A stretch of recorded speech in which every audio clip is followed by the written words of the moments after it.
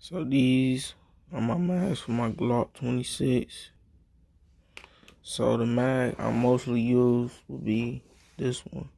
This one is 27 rounds, it's not 30. And I usually like to have it like this. I like to mix the bullets in there too. So when you put it in there, you can see it like that. But on to this one. This right here is a Promag.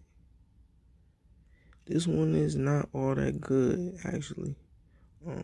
If you're going to rock with 17, you have to put 17 in here and throw one in the head. So, I don't know why, but that's really not reliable type mag. So, but this is how it looks in here. I usually carry this most of the time. So,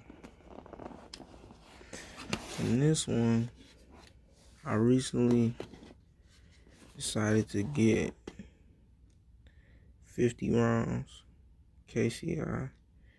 It shoots kind of good. No jams, nothing. I was surprised. But let you see it in here for a little bit. Hold on, you gotta hear it click. If you heard it, it click. But, feel me? It's how I like it in there.